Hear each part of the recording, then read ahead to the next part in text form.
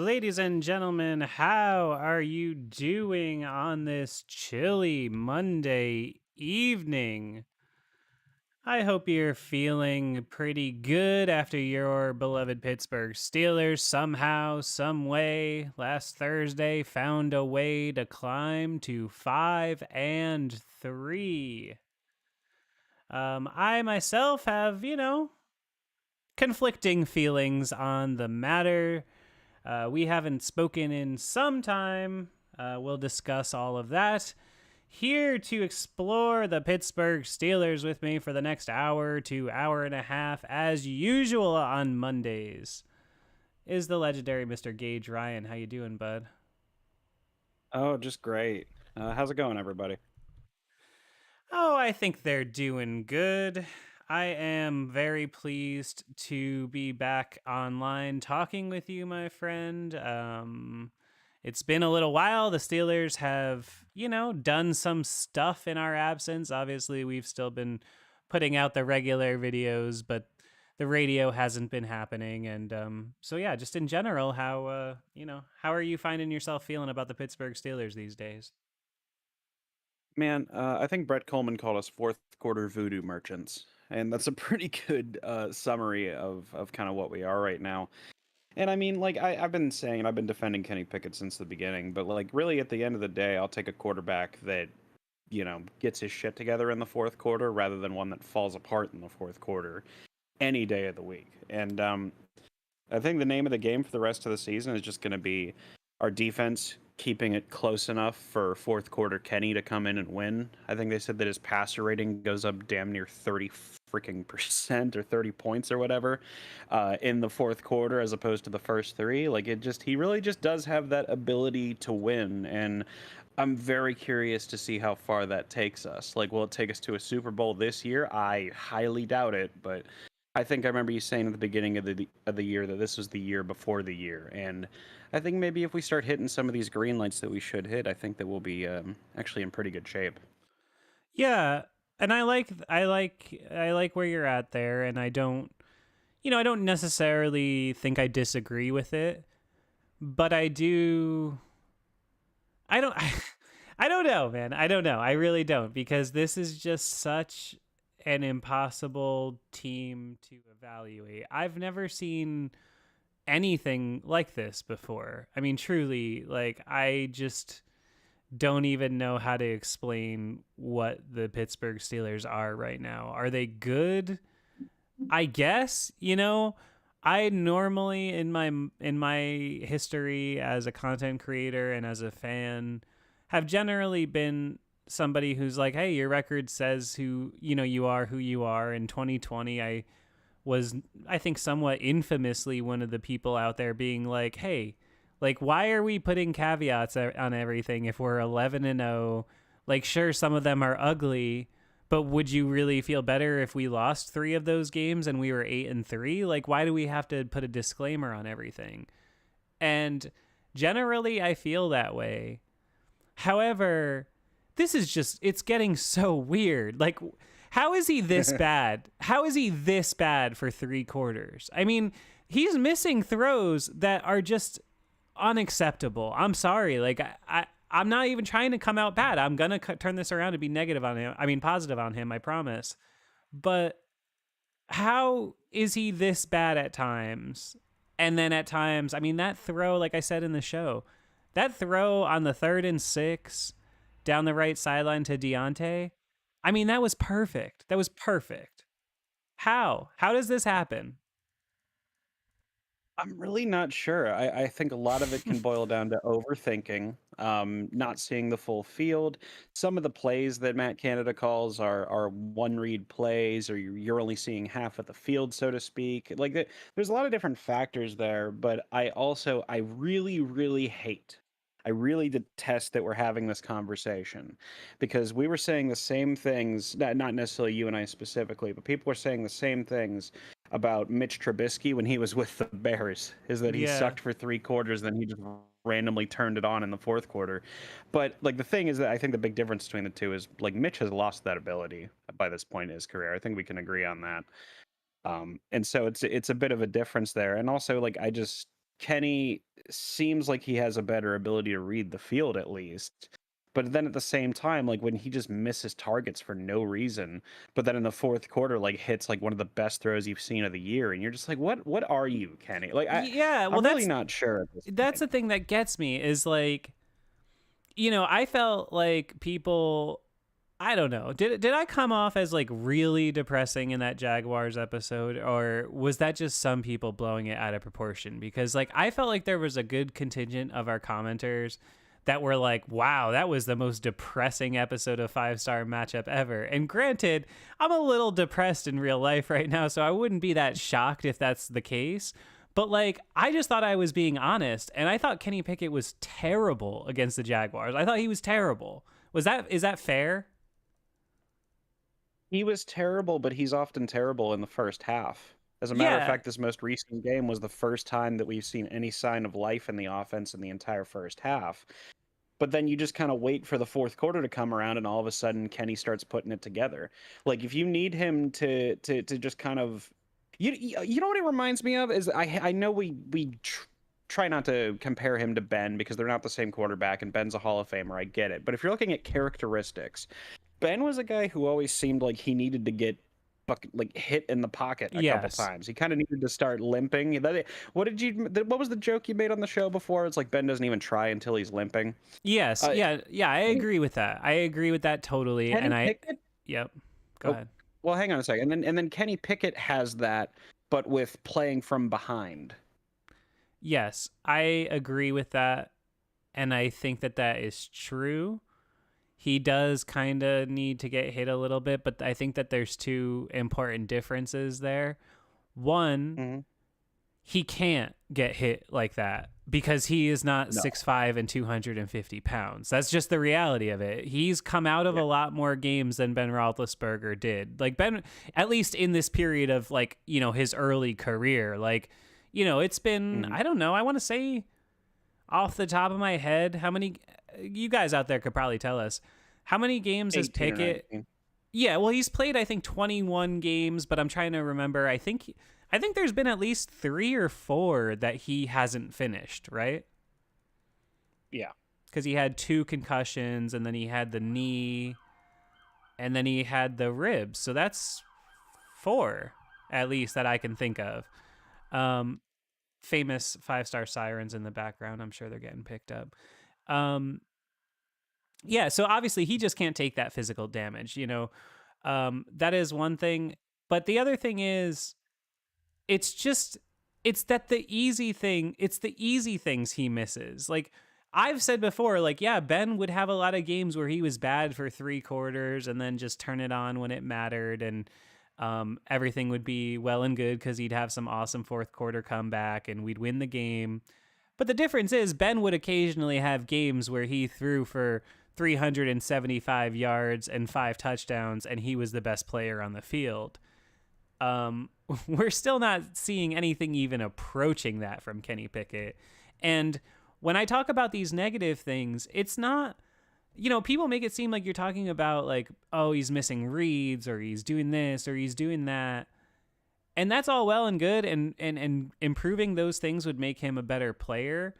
But what I'm talking about is that missed crosser to George Pickens. I mean, how the fuck do you miss that? Like, I don't understand how you miss it. Like, he was wide open. There was nothing to misinterpret. He was looking right at him. He's 6'5" and runs like a deer. How do you throw that pass that bad? I just don't understand it. Yeah, I agree with most of what you're saying. I do think that it's fair to compare like the whole Ben thing that you were mentioning, because yes, Ben has had those 5 touchdown games, but he didn't have those 5 touchdown games or whatever his first couple years in the league. Ben Roethlisberger was in a Marty Schottenheimer kind of offense that was literally number one in the NFL in run plays called. Like the guy for the first 3, 4, 5, like because it bled a little bit into Tomlin's tenure, right? A little bit. So for the first 4 or 5 years of his career, he had to play the don't fuck up role while he developed. And as opposed to Kenny Pickett, who basically kind of Tomlin in the whole offense just kind of jump on his back a bit, and he's still developing. So like, listen, I've liked way more of what I've seen from Kenny than I haven't. And I know that we can talk about certain incompletions and this is a bad throw and that's a bad throw, but at the end of the day, man, I mean, the dude just gets it done when it matters. And I'll take that right now. I agree. And I hear all that, and I'm just gonna finish this with a little exclamation point, which is, Sure. you are right. Ben Roethlisberger did not have to do that. He did not have to carry a team immediately. However, by this time, this exact day in 2004, Ben Roethlisberger had already had one, two, three, four multi-touchdown games, and one, two, three, four, five games in a row with over 100 passer rating. So, like, yes. So, yes, you're right. But still, it's just I don't know. It's just weird, man. I don't know. It's such a pass happy era. And I mean, it just feels like such a struggle for him to even throw. Sometimes, I mean, it's like we're waiting for until the third quarter for him to get even into like triple digits. It's really, Yeah. I've never seen anything like it. And then the fourth quarter But comes and he's now fucking Tom Brady or Patrick Mahomes. what? No, but I love what he's doing with the oh, sorry. I was looking at some statistics real quick. Yeah, Ben, like he had that ability, and he had these multiple touchdown games, but he was also 17 touchdowns to 11 picks. Like, it wasn't really all that far off from where Kenny is, and the difference is that Kenny had, you know, let's say not the best coaching on offense, and Ben had pretty freaking great coaching on offense. So it's just I don't know. Like, I guess you're right though. You can't really compare the two. I guess for that reason. Um, and I actually completely forget where you were going with that, and so, like, that's kinda where I sit on Kenny a little bit, Hey, it's okay. We're a little rusty. We've been, off just a the bit. air for a little bit, so it's okay. It's understandable. Um, yeah, I don't know. I mean, it's just a strange evaluation, and the more that I think about it, the more it just doesn't make any sense to me. I think he has amazing ability. Um, I think, I mean, I'm no quarterback guru, but I kind of think it's the gloves. I really do. And I'm not trying to make that into like a hot button issue. But I've heard from people who have thrown in gloves, like people who played in like high school and wore gloves. They all say that like occasionally passes will just sail on you like that. And I just kind of wonder, I don't know, does he need them? Like, is it necessary? Can he throw the football at a high level without the gloves? I don't know. It's not a question for me. That's a question for him. But it's part of what gives me pause because he has been pretty infamously terrible in the rain, and that's been the book on him since when he was a draft prospect. But Yeah, I mean, he's from what I understand, he's worn gloves all the way since his Pop Warner days. mm. And yeah, I mean, Chris Sims kind of had the same. Yeah, yeah, I know Chris Sims. Yes, I get it. But I'm saying like his quarterback evaluations aren't too bad typically. But yeah, when he was talking about Kenny, he was saying like, yeah, I don't think that you need the glove, and he was talking about Kenny Pickett's tape and was saying I think the glove affects this throw, and yeah, you're not wrong. And then like, but at the same time, I wonder like, why is it that the glove apparently affects the throw through three quarters? You know what I mean? Like, I Yeah, don't. I know. It's I so know. weird. But like, I also gotta say though that like this most recent game that we had against the Titans was the first time. Like, I think we really do, even if I'm gonna get shit for it in the chat. Like, I think we got to give Matt Canada his flowers. Like, he actually called a pretty solid game, probably the best game of his career, which doesn't say much, but it was probably the best game of his career. No, I totally agree with you. Yeah. I mean, I don't know if offhand, I don't know if it was the best game of his career because for me, it's a little hard to know that Ben year, like where the lines Oh yeah. blurred, um, because obviously we've all heard to varying extents, like Ben kind of just ran the offense; it was his offense. So, Yeah. I don't know. But either way, it was close, and I think it was. I think I would have to say that it was probably his best game, start to finish, with Kenny Pickett at the helm, right? Um, No question. but still, like that, we can't ignore the fact that they also scored what 10 or 7 points or 10 points in the whole first half. Like I don't know, it's just strange. It's just strange when you look at it. And but yeah, Matt Canada I think is definitely improving. I think that the hot button issue obviously of him moving to the sideline Yeah, let's seemed talk to, about that. yeah, it seemed to have a positive effect. And I thought it, I made fun of it in the show when I was like, isn't it cool to see him like, high five people and walk around? Like, I don't know. For some reason, it just like struck me about coaches that sit in the booth. Like, you never actually see them like standing. And I thought it was You like don't kind see of, their legs. yeah, yeah. I just kind of thought it was funny to see Matt Canada like figure out how to like hold a play sheet and like stand, because there was that one shot I put in the show of him like I standing don't and know what to do with my yeah, and hands. he like kind of like was trying to get his base and he was like crossing his arms and you could just tell he was just a little, he just was a little uncomfortable. And that's not on him. Oh Like man. that's not on him. That's natural. Like he's, No, apparently no. he's been in the booth his whole career. So like I'll give him credit. Whole Like career. it's probably a little weird, um but still it was just funny and of course I was going to make fun of him for it. But I think he did a good Oh job yeah. and I think, you and me were texting about this before. Um I think that I think that there's a difference when you're collaborating with another human being when you're looking them in the eyes. Like it's just different. I've been in my career as a creative professional millions of meetings on the internet and in person and certain kind of things like sharing information, all that kind of stuff. You can do all that over Zoom and it's fine. You can do 5-star radio over Discord like we're doing right this second and it's fine. But I think when you're really collaborating on something intricately, creatively, and you're in the foxhole and you're really trying to figure out how to get out alive, I think talking over a radio headset does alter the communication a little bit, especially when there's a disparity between seniority. Like, Canada is an offensive coordinator, Yeah. Kenny Pickett's a rookie quarterback, Ben Roethlisberger is a 20-year quarterback. I think that those things like they affect the way you communicate, and I think that maybe it's why the Steelers were more successful on Thursday. And I can only imagine that there were players that were coming like, okay, who can really talk to Canada when he's up in the booth? Like obviously coaches that are on the headset, right?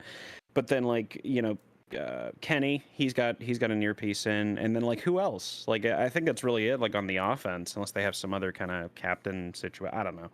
But like then you saw people like walking up to Canada on the sideline, and like I can imagine there was a lot of hey, they're doing X, and Canada was like, oh okay, well we'll try Y then, and it was the offense for the first time, and I'm gonna say 3 goddamn years had something resembling 4 quarters of actual play, and just that was I. If this makes sense, I hope this makes sense the way that I put this, because I know that this is people are gonna be like, oh, what a shitty like defeatist attitude. But like that Titans game, I would have been content if we lost, just for the fact that we played a full game. Like we didn't get blown out 30-6 or just show absolutely zero heart and zero ability to move the ball. It was a good football game. It was a good 4 quarters, and that is something we don't typically have. Yeah, I agree with that. I think my only real complaint with that would have been the other side of the ball. We're talking a lot about the offense. But I have to say I was somewhat disappointed in the defense in that game. I know that Will Levis looks like he's going to be a really good quarterback, but I think they gave him way too much of an opportunity to be a good quarterback in that game. And yes, they almost forced some turnovers at the end there. The Levi Wallace one that got knocked out by DeAndre Hopkins.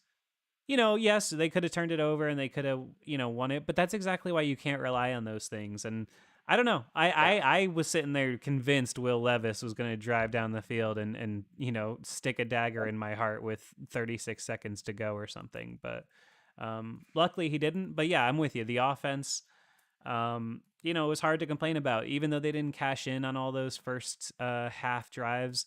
I think I put it in the show that they had at one point like 3 out of 5 drives with double digit plays for them, Yeah. that's a huge increase. I think that to me the running game is slowly but surely actually starting to get better. I thought they looked better with Broderick Jones. I think he is just clearly needs to be playing. I don't know why they decided to Yeah. bench Chooks instead of him, but instead of Dan Moore, I mean, but whatever. I thought that the line looked maybe they just felt like Noticeably improved. the right side needed some help with run blocking because Chooks is, I think of the two, he's a better pass blocker than he is a run blocker.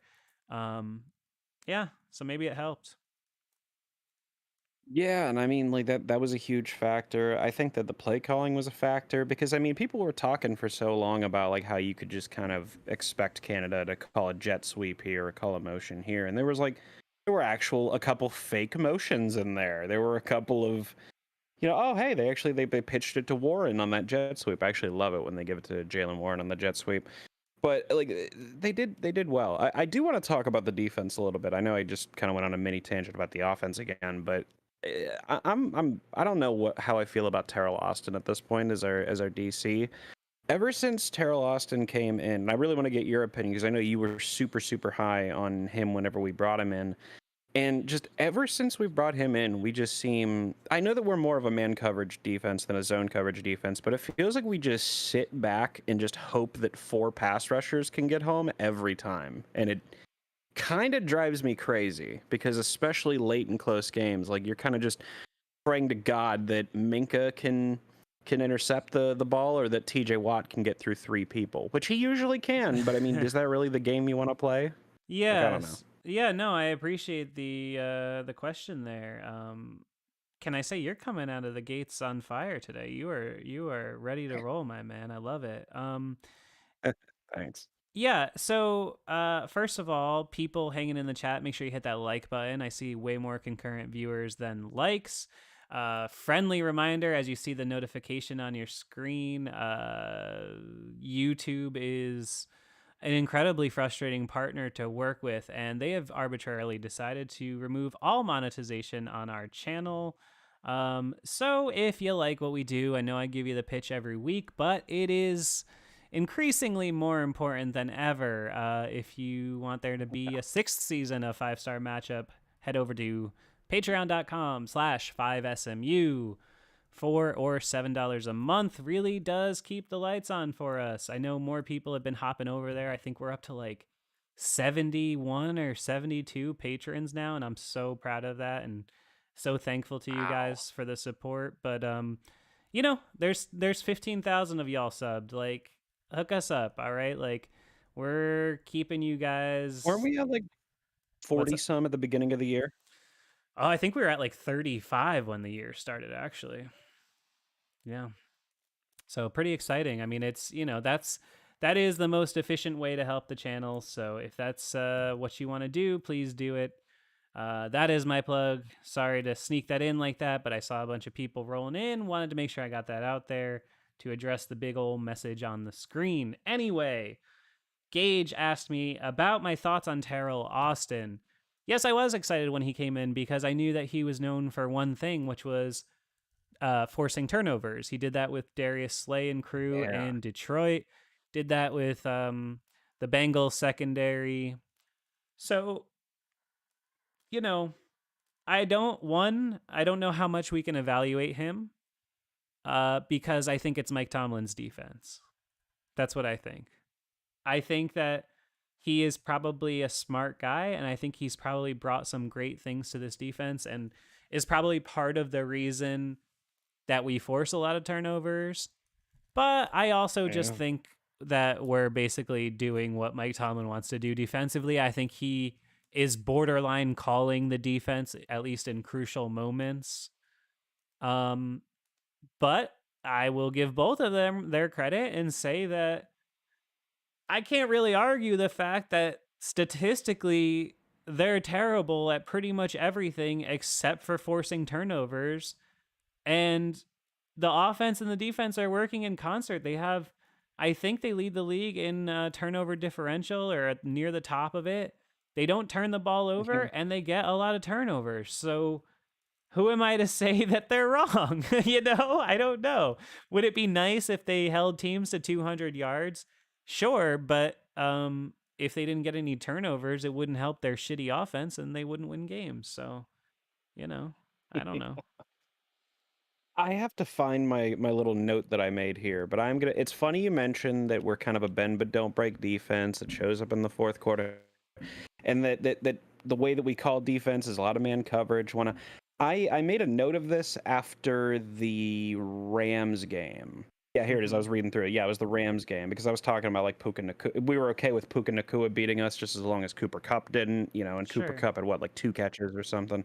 Yeah, useless. But it was it was in that game that I noticed something. It was absolutely confirmed, like with the Tennessee game, and I think it's just going to continue this way.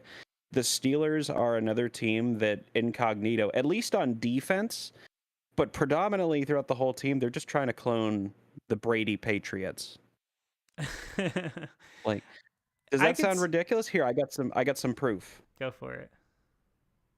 So, a bend but don't break defense, an offensive philosophy of capitalizing on splash plays and the opponent's mistakes, a defensive philosophy of making the offense win left-handed by double teaming their best option, a defense that relies heavily on man coverage and cover 3, relying heavily on the run game and ball control, opponents' kickers randomly self-destructing, and a game manager quarterback that randomly gets better in the fourth quarter.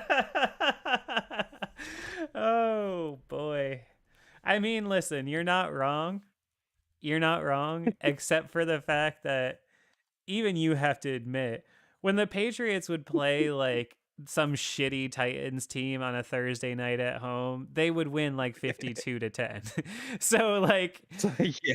So it's a little different. But I love that, and I think that that's great. It's a poor imitation, though. Yeah, isn't it? yeah. Listen, I mean, yes, they are making splash plays on defense. You can call them bend but don't break if you want, but the reality is, yardage wise, right? Their defense is ranked worse than their offense. They're 30th in the league in defense, Gage. 30th. Like, I don't know if people realize right? that. They're not like 22nd and forcing a lot. They're 30th. They're third from last. They're 29th in offense. I mean, come on. How are they fucking 5-3? How is this serious? How could that be? How could that be? It doesn't make sense.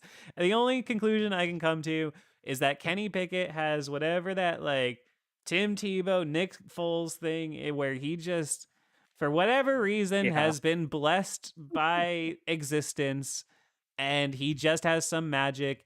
And if that is the case, then that's probably a good thing, because what we're looking at is he's probably going to get really hot in the playoffs either this year or next, have a Joe Flacco run, win a Super Bowl, get a $170 million contract, get injured the next year, and never be good enough again. But it'll be worth it when he gets the Super Bowl. So, hey. Yeah.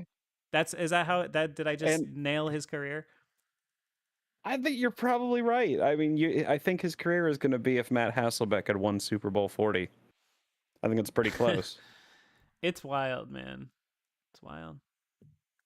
Football just doesn't make any fucking sense. But I think someone in the chat when I made my was it the Mike Tomlin Steelers are here to break your will or whatever it was, and someone in the comments was mentioning that they're just the equivalent of like they'll let you take your shots on them and dare you to knock them out, because if they stick around then you're in trouble because I said they're the equivalent. Hopefully someone in the chat's an MMA fan, they'll pick this up, is that the Steelers are the football equivalent of a Diaz brother.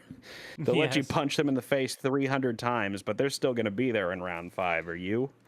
Yeah, hey, I hear that. And I would say, as somebody who's a classic boxing fan, I would compare that to late stage Muhammad Ali when he famously employed the rope-a-dope strategy, which basically meant he just decided he was going to absorb more blows than anybody possibly could, let people basically just light him up and refuse to go down. And that extended his career a little bit, but obviously had an adverse impact on the rest of his life. So, I don't know how good of a plan that is. Well, there's a good way to rope a dope and a bad way to rope a dope. A good Yes. way is where you're not giving up like 35 points and hoping your offense can catch up until eventually the fourth quarter happens. I think it's better the way that we do it against the Titans, where you just got to keep the game close and wait for fourth quarter Kenny to come in. I think someone mentioned it's that we're basically the Tebow Broncos, and I Yeah. hate that comparison, but I get what you mean. I get it. Yeah. No, I mean it's wild and and then but that's the thing is like I'll have this conversation going with like obviously the fans or whatever. And or I'll like be texting my uncle or whomever and being like, I just can't tell if Kenny Pickett's good. Like I just don't know if there's enough, blah blah blah blah blah. But then, like a day like yesterday, we had the day off. So I got to just like watch football without being worried about it. And Yeah. what you see though is there's a lot of Taylor Heineke's playing football this time of year. You know what I mean? There's a lot of Jameis Winstons out there. There's a lot of Ugh. Bryce Young out there. Like, I think sometimes we have a tendency to over focus on a story like CJ Stroud and just say, like, oh man, our guy's not doing that. And I hate to further this comparison, but the hot topic on everybody's brain this last couple weeks has been the Kenny Pickett to Eli Manning comparison. And I know firsthand Oh, because I have some family that are Giants fans. When you look at it on paper and you look at the first 2 or 3 years, almost anybody would say, wow, the Steelers really made out with Roethlisberger over Manning there. Like, he's clearly the better player. But at the end of the day, like the Giants fans, they didn't end up being too disappointed and getting 2 Super Bowls out of Eli Manning's career, right? So it's just a different version of things, and not everybody is going to be CJ Stroud right out of the gate. I think CJ Stroud is much more Ben Roethlisberger than he is Kenny Pickett, and that's okay. But this team can win with Kenny Pickett. I believe that. I just don't know how much they can win. I don't know what the ceiling is on this thing. That's all I'm saying. and I mean the Steelers are always a team that just seem to improve as the year goes on. We've had some defense or some December collapses and whatnot. Don't get me wrong, but generally Tomlin's mo is what unleashing hell in December and so forth. Yeah. We don't live in our fears. Yeah. Anyway, all that. No, they've But generally been like good I in wonder. November and December. We can't knock him for that. They had that 1 or 2 years of collapse, but for the most part, he wins in December. Generally, I mean, it's been kind of 50-50 as of late, but we get the idea. And I wonder if Kenny. I think this team goes as Kenny goes. I think I said that at the beginning of the year, and I think I'm going to say that about every Steeler team for probably the next 5 to 10 years. Like it's just kind of how it's going to be with Kenny, where give him a good defense, give him a run game, and I think you have something akin to at least a deep playoff run when all the green lights are hitting. But the question is, can we do that? I mean, we had the number 8 run offense last year, but like one of the last place passing offenses last year. Whenever you have Mitch Trubisky playing half your games, that'll happen. But like, I always mention that there's pieces here to build with, but it really felt that Titans game in particular felt like the first time where those pieces actually started to form something. You mentioned briefly on the show about it, that how it felt like a real offense was starting to actually form for a change. And it makes me wonder, like, if Matt Canada finishes out the rest of the year and actually does a halfway decent job, what do you do with them? Do you still start over from scratch? Like, I don't know the answer to that question. What do you think? Yeah, I absolutely think he's toast, and I think Yeah. I think the best hope for all of us is that he just has a, fuck it, let's just go down swinging attitude for the rest of this year. Um, I'm Onside kicks. yeah, like look, unlike a lot of people, this is a thing that I've discovered over time as a sports content creator is that there's this constant debate over where your criticism is coming from. And I think this is a really important thing. When I criticize Kenny Pickett, it's still always coming from the place of I want him to be better and I want him to prove me wrong. and I want him to make me shut up. I'm not criticizing him because I want to call him a bust. I'm not some guy on ESPN who's just trying to get retweets. I'm just giving you my honest assessment of what I really think they're doing and how they're doing it. And I feel the same way about Matt Canada. I don't hate Matt Canada. I really don't. I love making fun of him. I'm having fun with it. I'm a comedian who jokes about the Steelers. Like, of course, I'm going to make jokes about Matt Canada. But I'm still rooting for him to do a good job, and I hope he does a good job this second half of this season. However, you know, I think the cause for concern is all of this stuff that we've been talking about with Pickett, where he's just not improving at a period in his life and in his career where the improvement should be rapid. And that's enough concern alone, regardless of the results, as far as wins and losses and statistics. That's enough of a concern for me to want to move on at the end of the season. And I absolutely think they will. It's just been, the sample size is too big. He's not, you know, he can be better, but I don't think you'll ever see him have a job as an NFL offensive coordinator ever again, to be totally honest. And I'm not trying to hate on the guy. I hope he goes and makes a bunch of money in college and, you know, whatever. I don't dislike him as a human. I actually think he's a good guy. But I do too. I just don't think he's good enough at this job. And that's just my honest, I think, fair assessment. Who do you replace him with? Who do you want? I don't know, but I want it to be somebody that's young and from outside the organization. That's all. Like, there's too many of these guys out there that are super smart, that played quarterback, you know, either backups or, you know, the sort of Ken Dorseys of the league and the, like, you know, I don't know, like Dan Orlovsky. I'm not saying him, but I'm saying those type of people, these smart guys who played quarterback, you know, in a recent period of time, or they're coming from a, you know, a good coaching tree, something like that. There's enough of a trend. We see it, right? Nick Sirianni, Sean McVay, you know, Shanahan. There's certainly a mold. Mike McDaniel, you know, the guys that are really smart and innovative as far as offense goes. They're out there. You just have to know what pools to look in, and that person is not in the building, and the Steelers, I hope, know that and are planning for that. Yeah, I just wish you would have given me some specifics, someone to work with. Like Dan Orlovsky. Well, go ahead. I hear you, but it's just, that's always my question when people ask. That's always my response when people ask that, because we never know who the next great, you know, who the hell knew who Nick Sirianni was before he got hired? You know what I'm saying? Like, yeah, really. I just, you know, who knew who Mike Tomlin was before he got hired? I mean, even as a Steeler fan, he came out of nowhere. You know, I just think it's a tough thing to really respond to in earnest, because I don't know, and I don't evaluate that position league wide. I just look at my guy.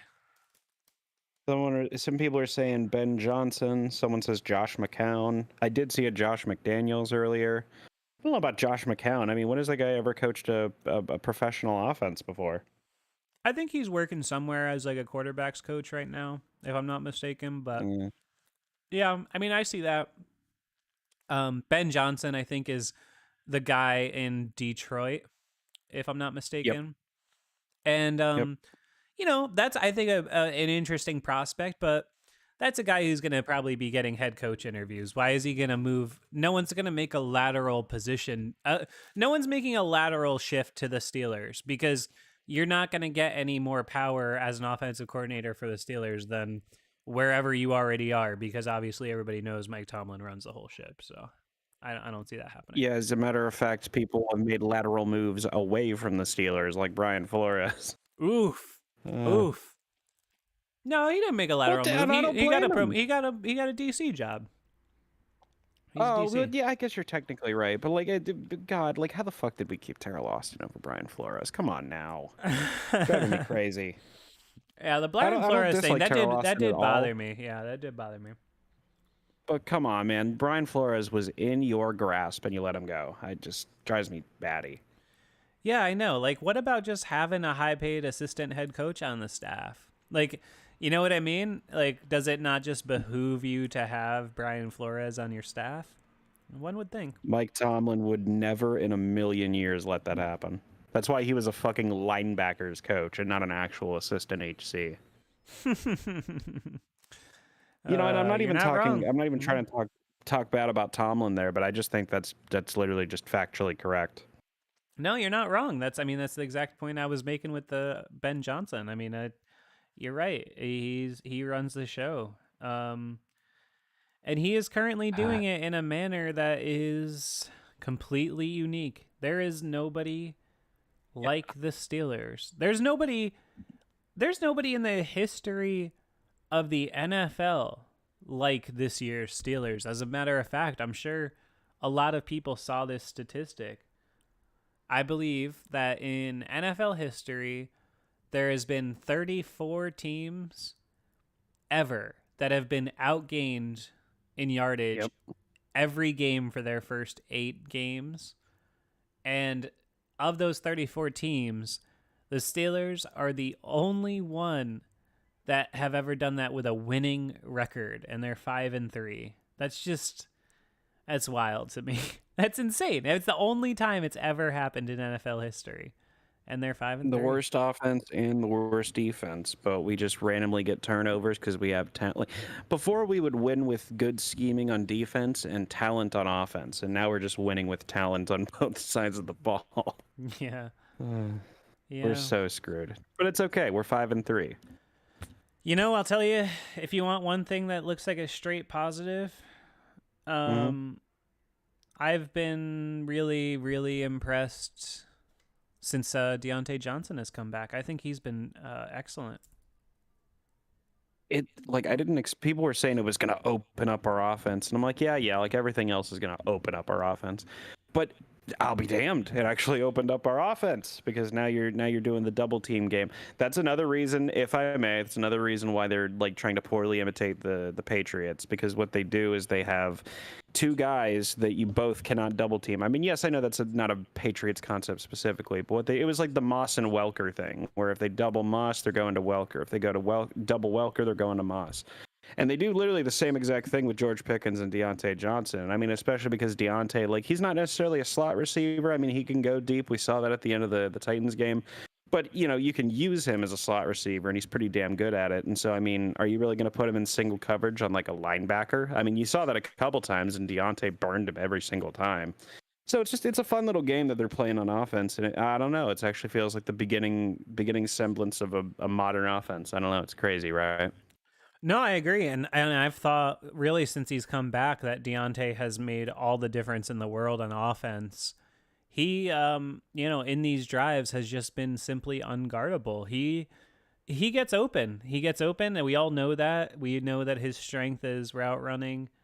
But if you want to roll your coverage over to Pickens, all right, then you just have to keep hitting Deontay underneath.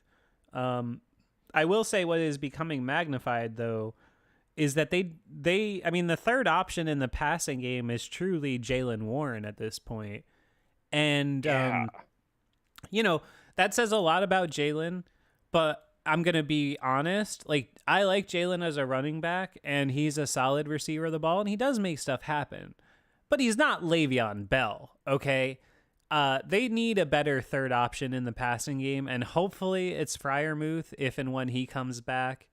But I do think it's fair at this point to say that Calvin Austin has probably not met expectations this season, would you say? I mean, I think you and I were both a little lower on him than the general consensus, if I remember. But in general, he hasn't really proven to be that effective of a player at all, I don't think. Are we talking about Anthony Mack? No, sorry, Calvin Austin. Oh, Calvin Austin. Calvin Austin's like in the passing game, no, but I mean, he's been a pretty solid special teamer, which I think is enough to warrant him at least staying around. I mean, at least staying around through his rookie contract, obviously. But No, for he's been sure, okay. for sure, I mean, for like, sure. you saw them if you throw him in the what is he? You throw him in the slot or whatever, and they catch a linebacker. You saw that if Kenny Pickett would have made that deep shot early in the game, that really could have changed the momentum. Like that Calvin Austin, like if he would have made that throw, it would have been a deep shot to Calvin Austin. We would have been sitting here going, man, Calvin Austin, he's a decent enough deep receiver. Like, Yeah. that's how fickle legacies can be, No, you're right. You're right. That was a bad throw, and that was on Pickett for sure.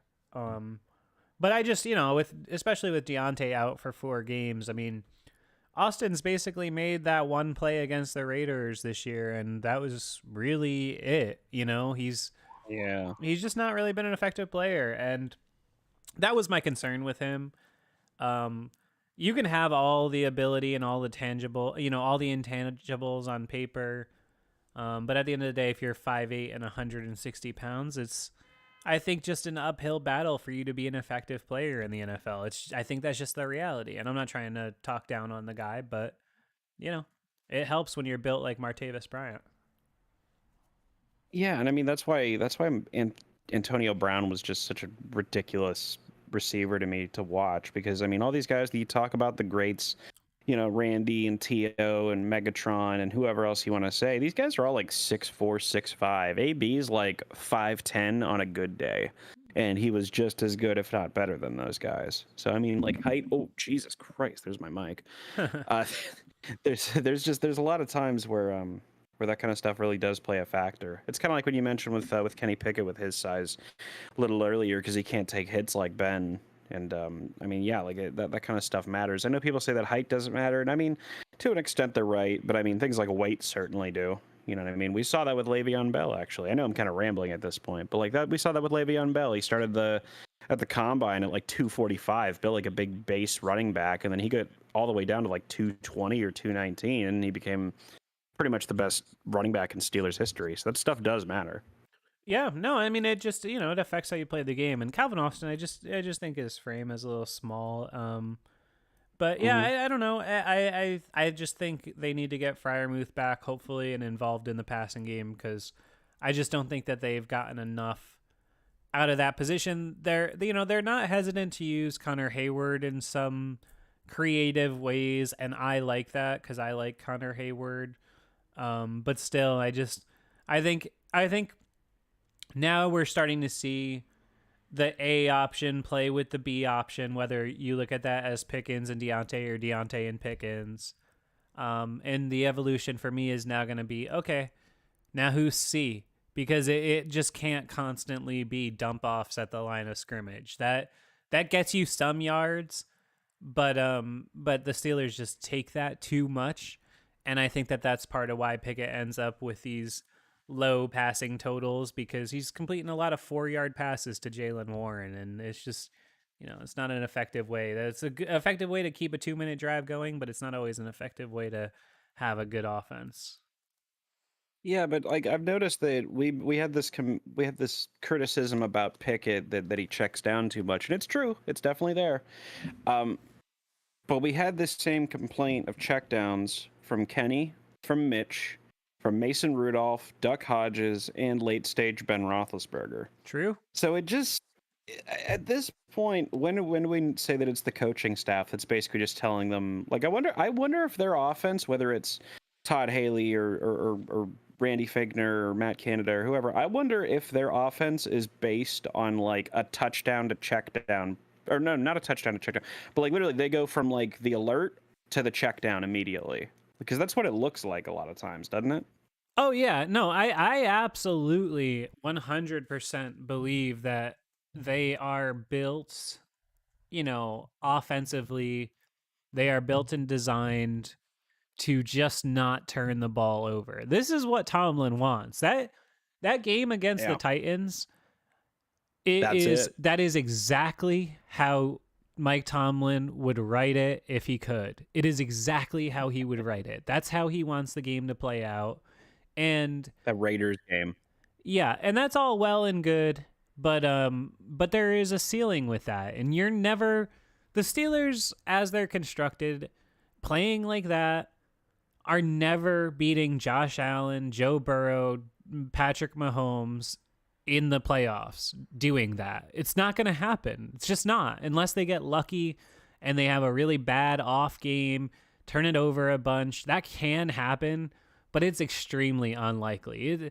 it's not going to happen. I guess it's a good enough approach for right now, but next year, I just don't think that there's any question. I think Canada needs to go, and I think Tomlin needs to look himself in the mirror and say, if he thinks that Pickett has proven he's going to be the quarterback here, he needs to give him the reins and he needs to let him play football. Because I think what we're seeing with fourth quarter Kenny is just that he's not thinking as much.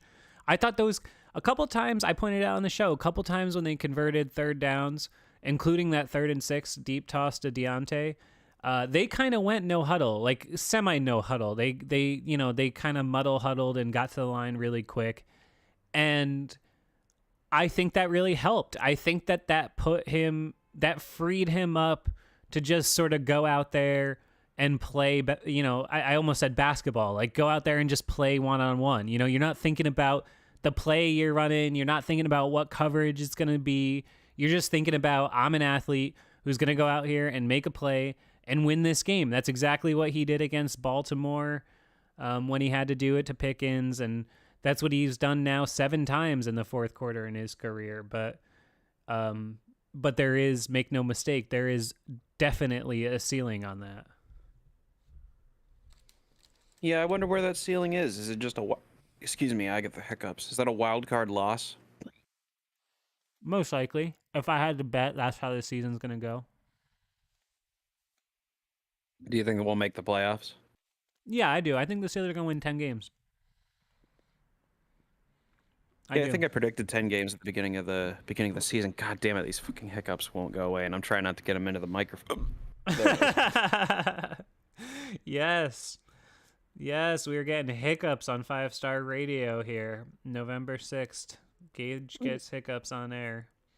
Amazing. Oh my god. I hope Freight doesn't put this in the edit. That might be a problem. Oh my god. Oh my god. I love it. Well, here I need to ask you a question in order to get you talking on the mic here. Go ahead. Yeah, and then there it is again. Is that so?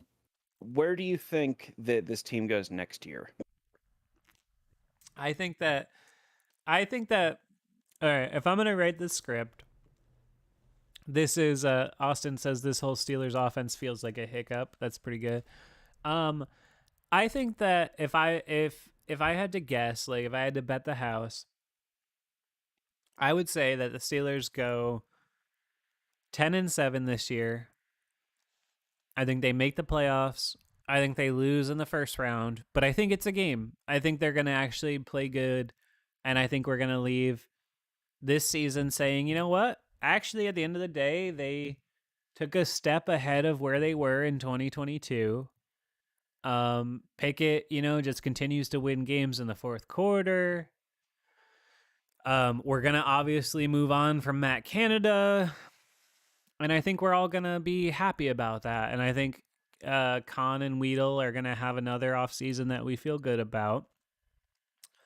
And then I think that next year, if things continue to move forward and they hire the right guy, then I think we could see that progression that we saw from like 14, 15, 16 with the Steelers, where, every successive year they went further. They missed the playoffs for a couple of years, 12 and 13. Then 14, that was the first year where Le'Veon was really Le'Veon, and they got into the playoffs, and we started to say, okay, this team is becoming something now. Bad luck. They, a lot of injuries. Ben Tate played football, and they lost in the first round. Then, enter 2015, they become, okay, this is a legitimate, Ben and AB is a legitimate pairing, and this team is really capable of getting to the Super Bowl. They could beat the Patriots. They win a playoff game, and then they get knocked out. A lot of injuries, so on and so forth.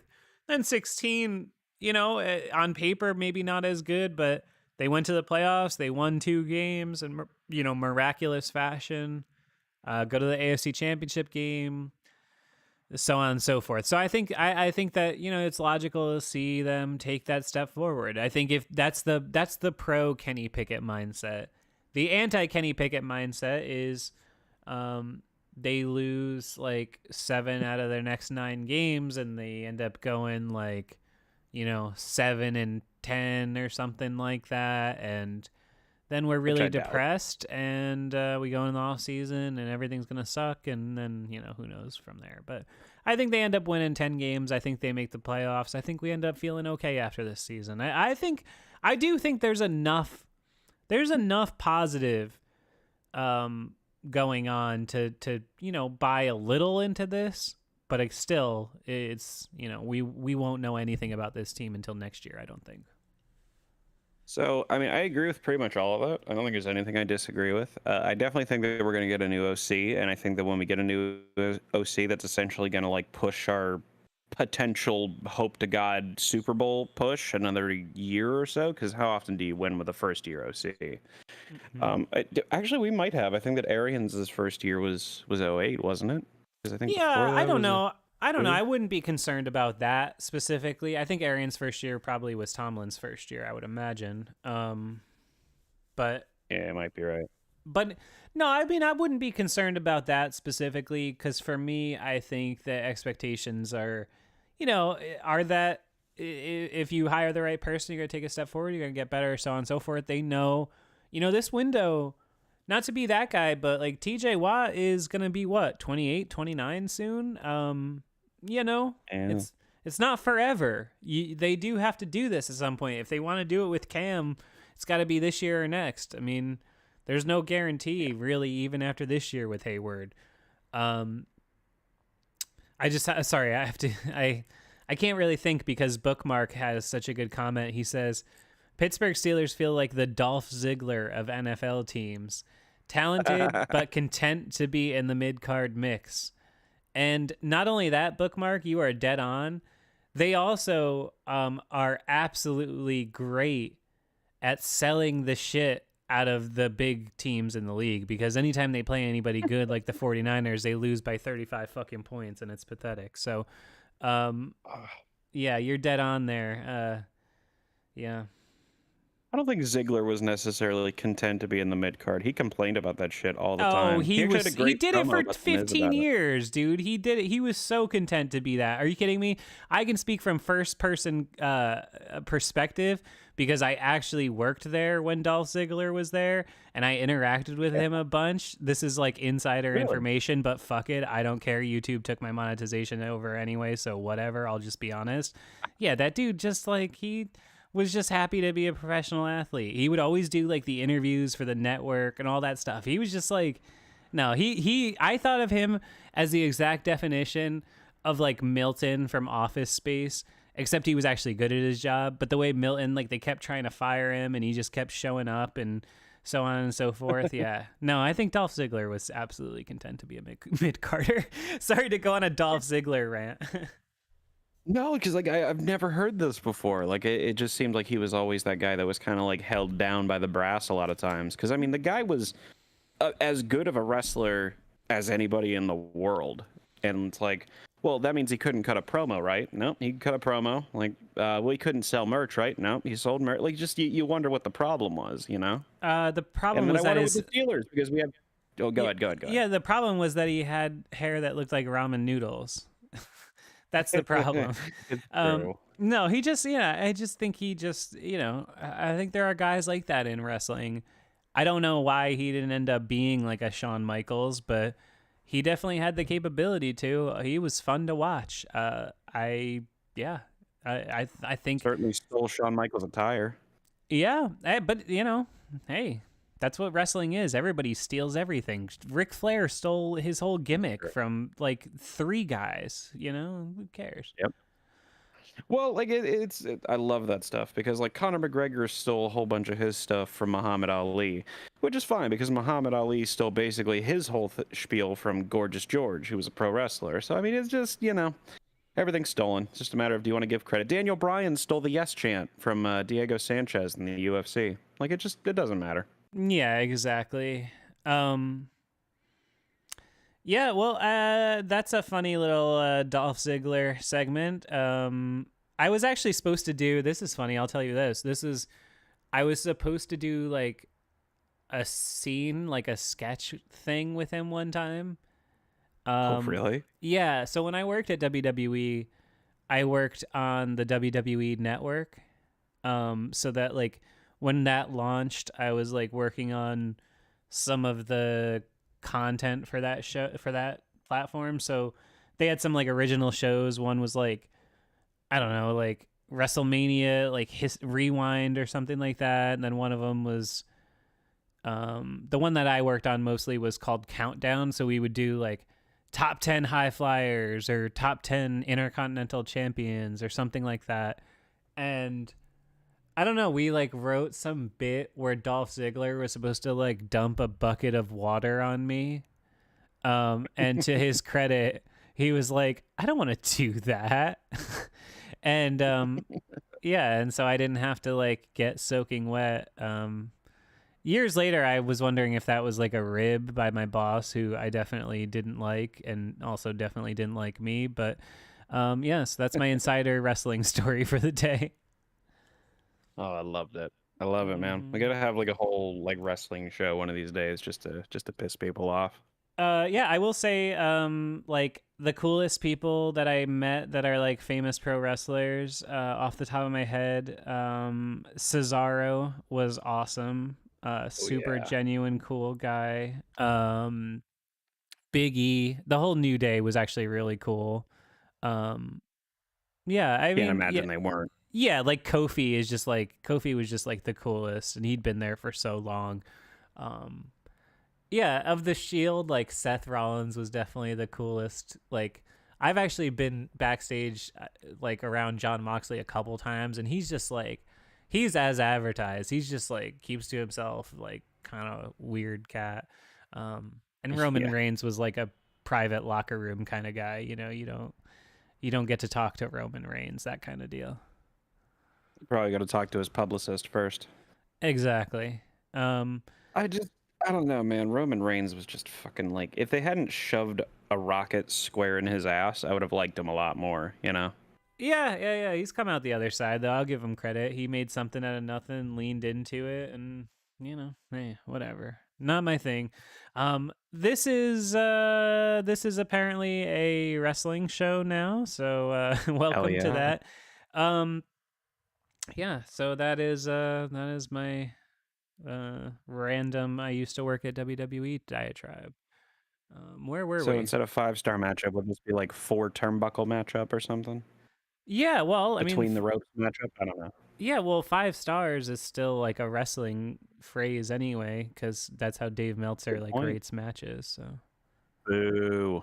I've always thought this format could easily translate to wrestling, but it's pretty much what Wrestling Totally with could. Regret already does. If you haven't seen him, Yeah, and Wrestling Sins. I like what he does a lot too. I know that he's a parody of Cinema Sins, and Cinema Sins is already a parody in and of itself, but it's the same general idea.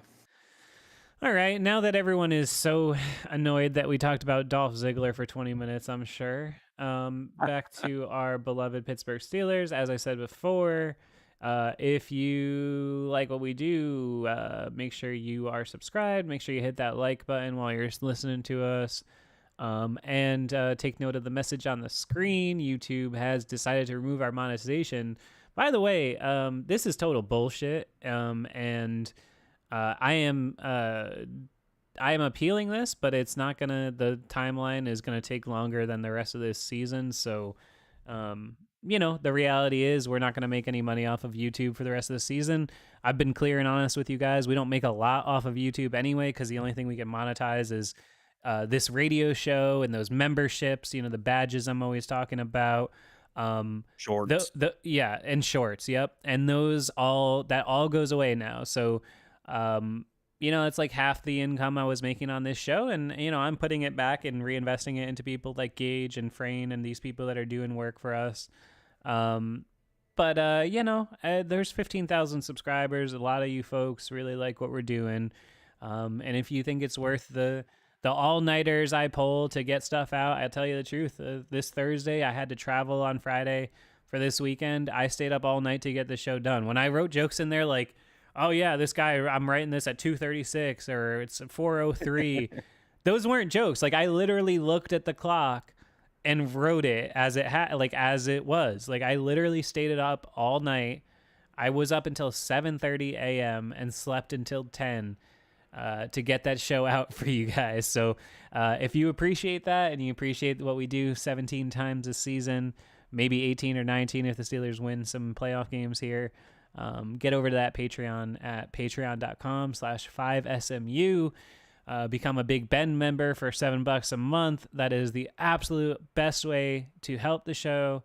I will send you some cool stuff in the mail, and you get your name in the credits. So do it. We appreciate it. If you're looking for a new Patreon tier, something we don't currently offer, be sure to send us a message. Let us know. You can contact us on pretty much any social media you can think of, outside of Tinder. And no, there's a a Tinder. Yeah, there's a 5-star Tinder. There's a 5-star Tinder. Is there? Oh, that's yeah. good. No, it's good. It's we have to be everywhere. We're cutting edge. Yeah, no. Anybody that's a Ravens fan or a Browns fan or a Bengals fan gets an automatic swipe left. Oh my God. One time, this funny story that came up this weekend. My fiance's closest lifelong friend, she had to work and live in Canton, Ohio for a year doing a residency thing. And I guess at some point she went to a Browns game with somebody she was hanging out there, and she showed up to my apartment a couple months ago wearing a Browns beanie, and Oof. and I absolutely unloaded on her. I was like, that is disgusting. Why are you wearing that in my house? If I knew you needed a hat to keep your head warm, I would have bought you whatever you wanted. What's the matter with you? And this is somebody that I love and am always kind to, and she was caught so off guard because clearly she did not understand the problem. And I was so deeply repulsed and hurt that my good friend was wearing a Browns hat in my house. So I guess if anybody ever questions my loyalty to the black and gold, that's a little tidbit about how serious I am. Listen, it's a red flag. That's all I'm saying. She never wore it in front of me again. Yeah. Good. Yeah. Good. Maybe she learned the error of her ways, hopefully. Hopefully. It's only the Browns I feel that way about, I don't I wouldn't, I mean, I would be annoyed if somebody was wearing a Bengals thing, or a Ravens thing, but I don't hate that. I hate the Browns. I dead ass hate the Browns. and I didn't even feel that way actually until the Myles Garrett thing. That whole thing, and the way the Haslams handled that, and then the way that they treated Baker Mayfield and brought in Deshaun Watson. I hate the Browns, and I can't wish them worse. I absolutely hate that whole team. Everything you said about the Browns, I completely agree with you, and I mirror those exact sentiments with the Bengals because, I don't mind Joe Burrow. I was actually whenever Joe Burrow had his season-ending injury, I was figures the one Bengal I like gets fucking horribly mangled, but I hate the Bengals, and especially it just stems back to the Vontaze Burfict, Pac-Man Jones era. And especially whenever Pac-Man Jones made a fucking ass of himself going on the news and being like, guys, he didn't even hit Antonio Brown in the head. It was all shoulder. All the meanwhile, you can see Antonio Brown's neck turn at a 45-degree angle from getting speared in the head. And then I never saw a Bengals fan call those guys out. I saw a lot of support for Vontaze Burfict and Adam Pac-Man Jones, despite them being fuck-ups. And it just... I love how you said it, actually. Just, I cannot wish them worse. They are so awful to me. I hear that. I wouldn't take a shit in Cincinnati. I always say my favorite Bengals anecdote ever was when Harambe got shot and Vince Williams tweeted, he was at the Cincinnati Zoo. He in a better place now. Oh, God bless Vince Williams. And I just that tweet. You know how you remember just when Twitter was good and just every once in a while there would just be a tweet that would just it would just be in your brain for like 5 years, and that's one of them. I've been thinking about that tweet for 10 years. The other one is that one tweet that's like, that one that's like quarterback tweet, blah blah, thank God, blah blah blah blah blah, running back tweet, we blah blah blah blah blah, and then like wide receiver tweet, the enemy speaks softly and holds a knife or something like that. Do you know that tweet? I think I know what you're talking about. Oh There's a God. lot of Oh there my were God. memes before memes, you know. Oh my God, I gotta find that. I gotta find that tweet. It's one of my favorite things. Hang on, I'm sure I'll pull it up in 1 second. Um, I just found a tweet the other day where LeBron James was talking about the talking about the Steelers. Did you hear this? oh yeah, he did. Yeah. I did hear about that. Go ahead. Yeah, where they were saying like, yeah, you guys have like a negative point differential and you've been like outgained or whatever by all the. And LeBron was like, yeah, we're basically like this the basketball version of the Pittsburgh Steelers. He's like, you know what that means? It's like, yeah, they've been outgained like every single game and have a horrible point differential, but they're 5-3. And it's like, I guess that's all that matters. I guess. LeBron loves to like think he knows about football. Every once in a while I'll see like his like picks tweet and he'll be like, "Oh, this team's going to win cuz of like this." And like I LeBron's just so funny. He just cracks me up. He's such a corny guy. I have that tweet pulled up for you. I'm going to read it, okay? It Please. says, "Typical quarterback tweet. Love my teammates. God is good." Running back tweet. Keep grinding. Tight end tweet. Derp. Wide receiver tweet. The enemy speaks kindly and holds a knife. Why is that true? It's the best tweet. It's the best sports tweet in history. It is from 8/10/17 by somebody named Denny Carter. And I have been thinking about that tweet for apparently 6 years. So just wanted to share that. Hilarious. Oh, I think boy. that a meme that's coming from this neck of the woods that is going to be legendary in our lore that pertains to that is I do a highlight show and there are no fucking highlights. Yeah, that I clip just of me. love that. And he keeps using it in the shorts. That's so funny. I loved it that he used it on the short of you talking. That was I so even had good. to use it in one of my videos because it's just so perfect.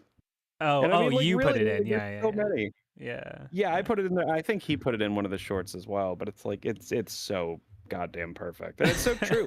Fuck, how many first downs in the first quarter have we had? It's like the Steelers have like 9 or something. Yeah, but I don't know how many. They must have had a handful this week, but they did. I Uh, think before this week, yeah, it was like 9 all season. yeah, Um, it's outrageous. oh, I have one other fun football anecdote. This is totally unrelated, but I'm Please, just kind of shooting the shit at this point. Um, please. so one of the people we traveled with this weekend is a friend of ours. She's from Florida originally, and she happened to mention something at one point about like I think she went to UCF, and I was like thinking about how old she was, and I was like, "Oh, did you like go to school when like Blake Bortles was there?" And she was like, "Actually, I went to high school with Blake Bortles." And I was like, "No shit, Oh that's no. crazy." And she's like, "Yeah, he was just like a dumb guy jock." And yeah, she's like literally knows nothing about sports. She doesn't care at all, but it was just such a funny thing. And to that point, I knew that about Blake Bortles, but this weekend we were talking and she goes, "Yeah, I forgot to tell you, like, there was this other time that I was in like my cousin's wedding, and one of the groomsmen, like, I had to walk down the aisle with, was like some famous quarterback." And I was like, "Oh, really? Like, who was it?" And she's like, and she like couldn't think of it. She's like, "He's in a lot of commercials. I know he's got like a big forehead." And I was like, "Peyton Peyton? Manning?"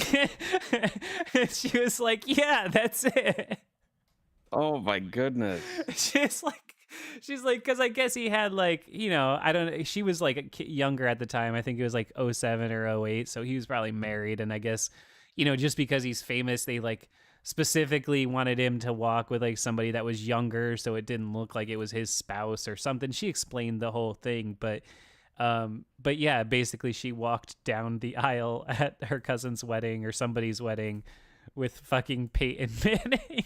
And she was just saying it like, oh yeah, some like football player. And I was like, literally like what, like maybe the most famous American athlete of the 2000s. Like, You uncultured. I can't help it. I oh my can't help God. it. Isn't that so funny though?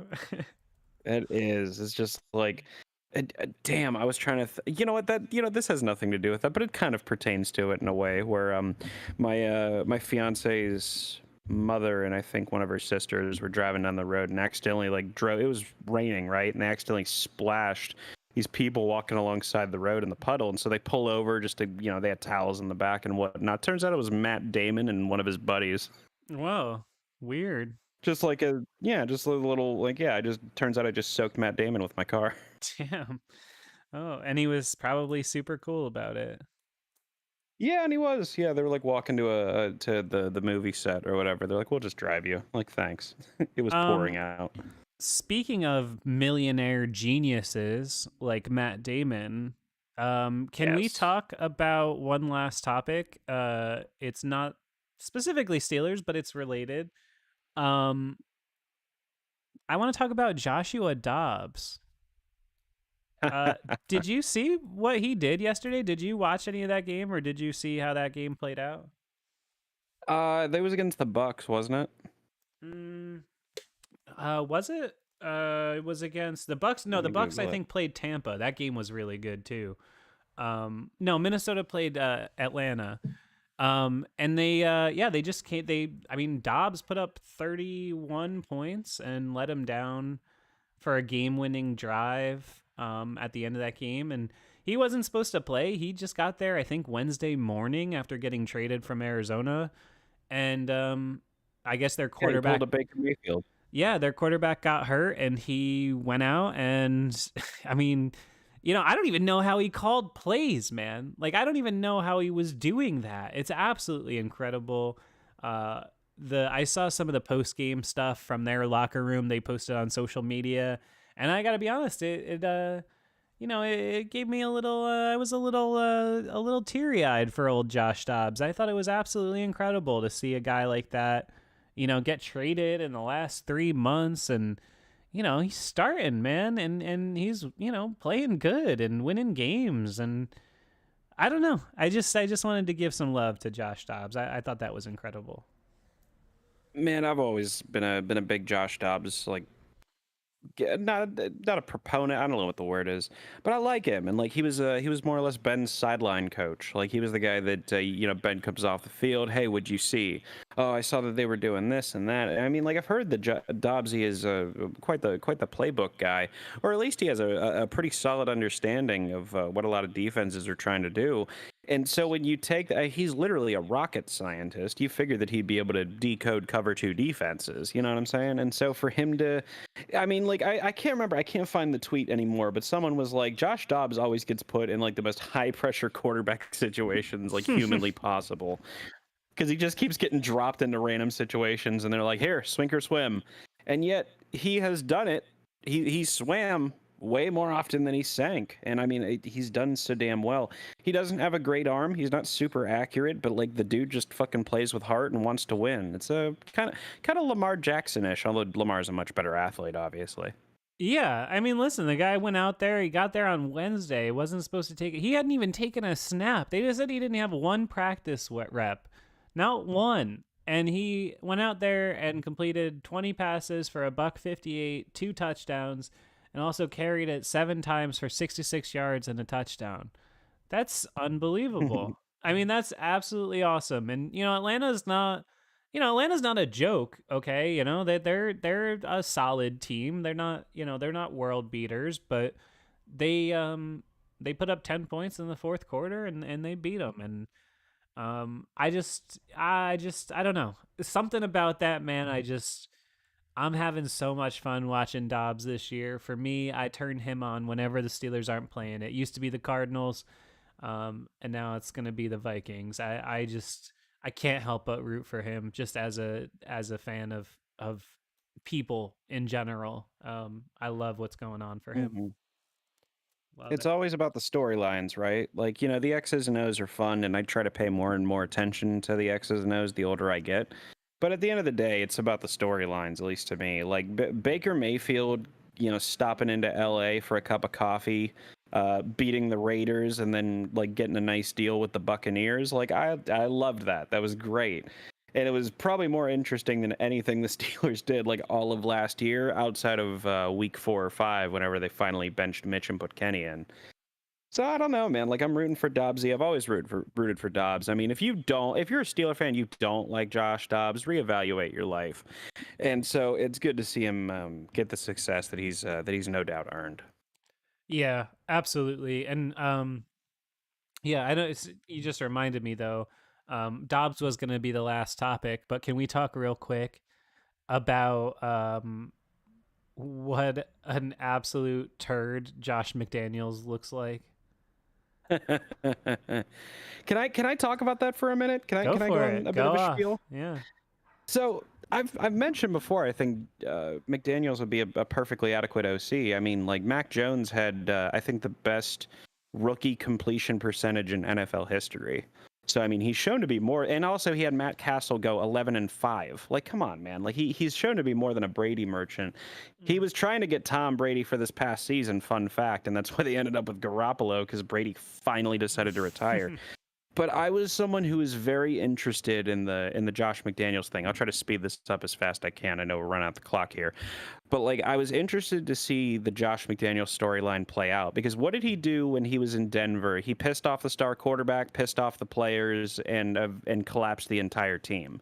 Yep. But Josh talked about his experiences and how he asked his father, who was a legendary, I think, high school football coach, and asked him, and he told him, write down everything you would do differently if you got another head coaching opportunity.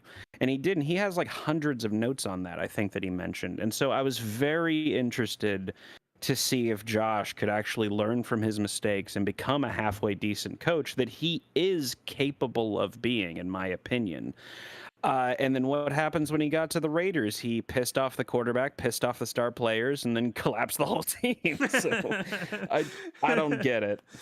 Yeah, he just I mean, like, I mean this in the truest sense of the word. He's just a dipshit. Like, that's what I said when I did the Raiders Steelers game. Make no mistake about it. He mishandled almost every element of that game. And Yep. I will always defend Tomlin. This is what we've learned about him since 2019. It may annoy you, but he is more than willing to let other people burn their own house down. And he has proven Yes. very adept at doing it. He did it with Harbaugh this year, he did it with McDaniels this year, so on and so forth. And man, I just, like, even just as a casual, okay, I guess I'm more than a casual fan, but you know what I'm saying. As somebody who just does what I do, I write jokes and observe. I just thought that the Raiders, every time I watched them this year, just looked like they made the worst decision possible at every moment in time. That end of that Steelers game Yeah. where he doesn't take the field goal when they're down like 10 or whatever it is, and there's still like 10 minutes to go, and then he takes the field goal when they're down 8 with like 2 minutes to, it was he just there's a difference between being a good coordinator and being a good leader of men. And I just think the reality True. is, you're seeing it the way that the Raiders have reacted since he's been out of there. They did you see them in the locker room smoking cigars and shit? Like, those people had no respect for him. And when a None. group of people decides that, it's not on them. It's on you. It's just the reality. Could you imagine a It's Steelers true. team doing that or treating Mike Tomlin that way? Say whatever you want. You could be the Oh the yeah. the biggest Mike Tomlin hater, but you are not going to tell me those guys in that locker room don't respect the shit out of him. Yes. And clearly Josh McDaniels just does not possess that ability. He seems to possess absolutely no self-awareness whatsoever. And you know what's funny is that he showed self-awareness until he got into The Office, and I wonder if The Office just brings out the worst in him. It kind of reminds me. What was the? I was gonna give an example of that, where like, oh yeah, it kind of reminds me of like CM Punk in wrestling. Like, I think that CM Punk is probably a halfway decent guy. Like, all of his MMA training partners and all that love him and talk great about what a nice and open-minded guy he was. But I really think that the wrestling business just kind of like it brings out the worst in Punk. Does that make sense? Yeah, I think that's true. I think to a certain extent, somebody like CM Punk, I think, and a lot of athletes fall to this too. And to his credit, this is something that Ben Roethlisberger actually did a good job of avoiding. I've heard this in conversation about people like Britney Spears or Michael Jackson, where they say that you kind of get locked in mentally with wherever you are when you get rich and famous. And, that's something that I think like certain athletes that happens. And to like the credit of, like I said, Roethlisberger, he did a good job of maturing past 22. I think CM Punk is somebody who just hasn't done a good job of really being a 40-year-old man. I think he's just a 23-year-old man in a 40-year-old man's body. And Yeah. that's my assessment of him. Yeah, you're not. I don't think you're wrong at all. now, I will take now a that we're guy back who- on I wrestling will- again. Yeah, it's always get like listen. Wrestling and football have more in common than people would like to probably admit, but that's fine. I can maybe save that for a video during the off season. They both have absolutely fucking terrible referees. Terrible referees, terrible writing, but some of the best storylines on all of television. Oh, there's no doubt about that. Cannot argue that. Everybody's complaining about the quality of play in the NFL this year. You know what the 50 most watched programs on TV are going to be at the end of this year? NFL games. NFL. We all are just going to watch it. So, that's how it goes. Isn't that funny though? That like we're kind of at the point where like where offense seems like it's actually taking a dip. Like for as much of an offensive friendly league as it is, because every single rule, 100% of them work against the defense. But even then, like when was the last time we saw a truly generational once in a lifetime offense like the 2015-16ish Atlanta Falcons with Kyle Shanahan? Like that's true. They were a top 10 offense of all time, but it just seems like for as friendly of an era for offense as this is, it feels like defense is finally starting to catch up, which I'm a pretty big fan of. I don't know about you. Yeah, I would tend to agree with that. I think in a lot of ways, the last 2 or 3 years, I think defense has started to catch up a little bit.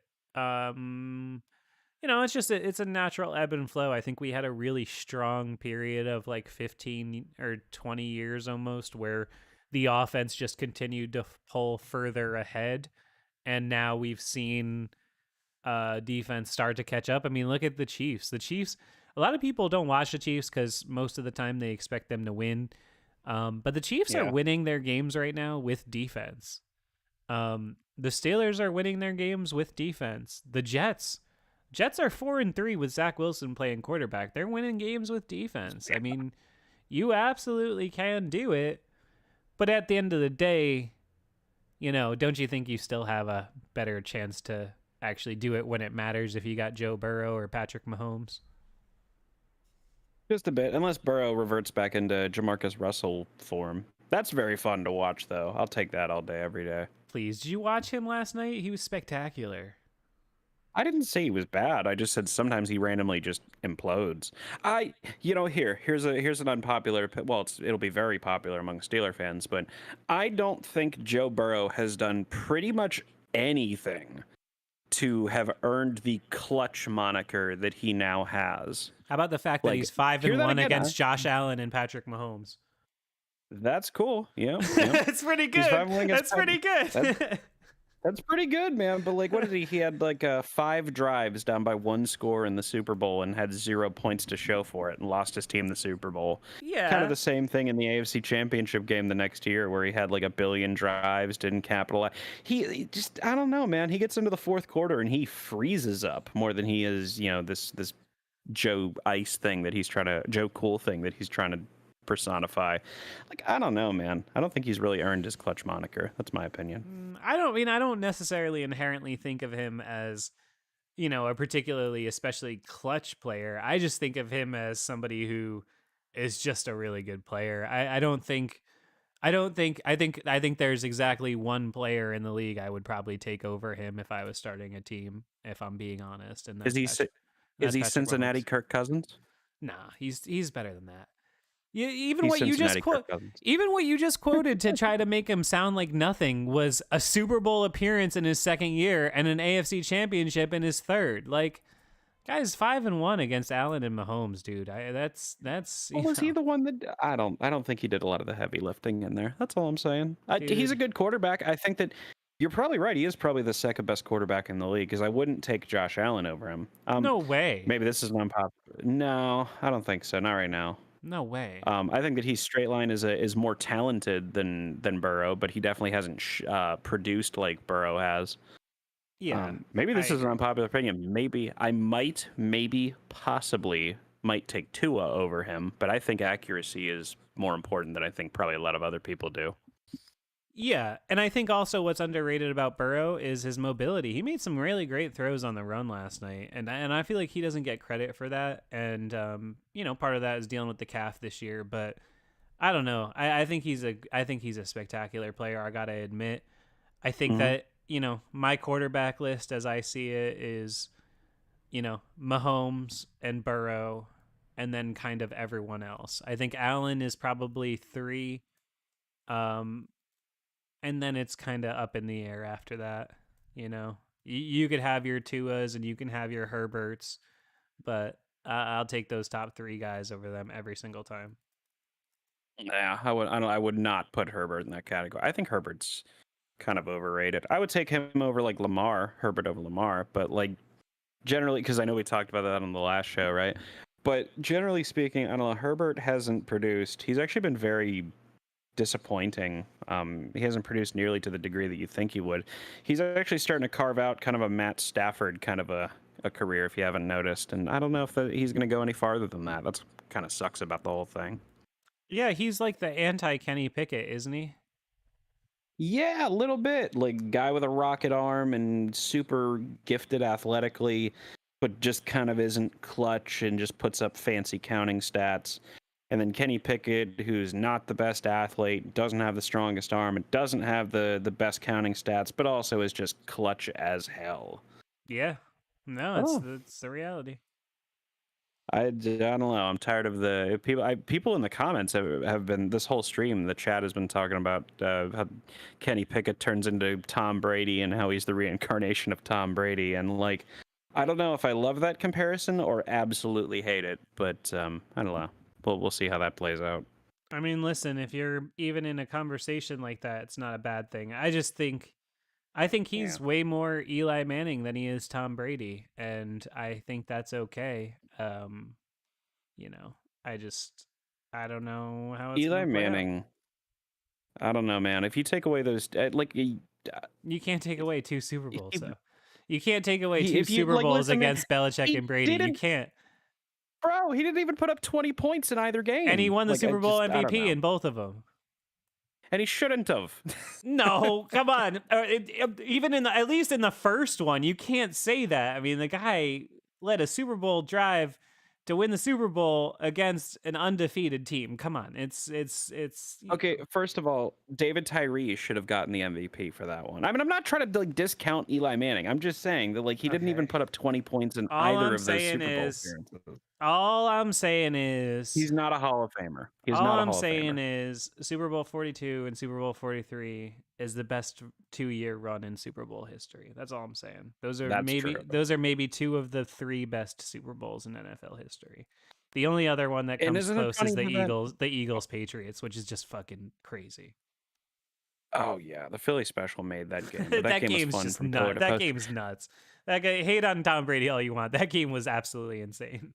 Yeah, Yeah, I mean, you got Gronk and you got Edelman. Like I mean, that's going to be like an offensive juggernaut. Anytime you have Brady, Edelman, and Gronk together, I mean, good fucking luck defending all that.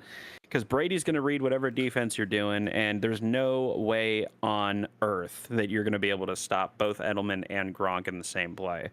So it's just really, really horrible circumstance you got to go up against with that kind of shit. But I actually forget what games are. But it's cool that like Super Bowl, what was it, 42 and 43 you mentioned were the best 2-year run in Super Bowl history, and you're totally right about that. And it's funny because that came after maybe the worst 2-year stint in Super Bowl history with 40 and 41, which were just it's kind of snooze fests. And 41 was played in a monsoon and whatnot, and the Bears were in it. It's just yeah. Was that did Rex Grossman start a Super Bowl? Yes. That's crazy. That's nuts that happened in the 2000s.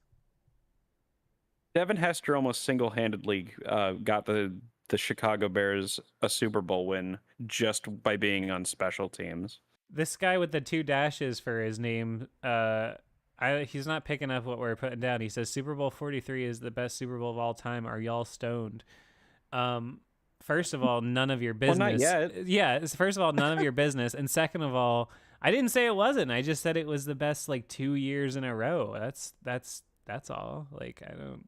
No, listen, I'll go to bat for that. Super Bowl 43 is the greatest Super Bowl of all time. I agree. And, I agree. Yes, it is. Either that or if you want to say the Philly Patriots game, I actually will totally I will back that opinion. That's a fair opinion. I never wanted a team to win a Super Bowl that wasn't the Steelers so bad in my life that when I saw the Eagles go up against the Pats, because A, fuck Tom Brady, but also B, like seeing Nick Foles and seeing Doug Peterson come into his own, and Frank Reich was calling great plays, and somehow this offense with Nelson Aguilar, and I can't remember if Deshaun Jackson was still there, but like Zach Ertz, and I mean, just this great run game and the RPO passing. It was just a really fun team to watch, and their defense was just clutch, man. So it was a great game to watch, and it really was pillar to post. With Super Bowl 43, you can argue like there were some punts and whatnot, but man, it was a shootout in the Philly and Patriots. Oh yeah, no doubt about that. 43, I think for me gets the edge just because of the volume of great moments in that game. I mean, that has just. I mean, that's got 3 moments that are legitimately insane. The Harrison touchdown return, the Larry Fitzgerald touchdown, Arizona has the lead, and then the Big Ben drive, and then the touchdown. I mean that Super Bowl is just crazy. I can still remember every play in sequence of how it happened, and that's. For a game, like football, that's absolutely insane. No, I can't take anything away from Super Bowl 43. Arizona has the lead. I'll never forget that call because it echoed through my brain like it was gonna be the last thing I ever heard. Yeah, that was I'm with you. That's actually the call that I remember the most from that game too. Is the Arizona has the lead. And also because Larry Fitzgerald, who, I mean, I hate that he gets propped up as a role model. That drives me crazy.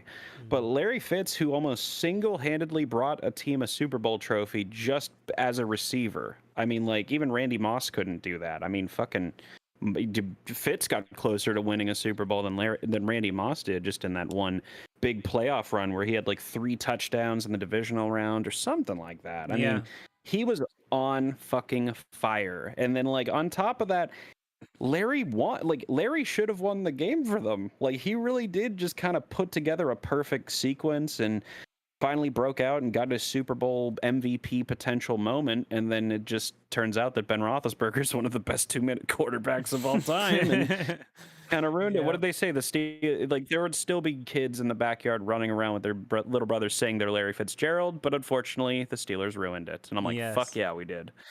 Yeah, no, that's absolutely true.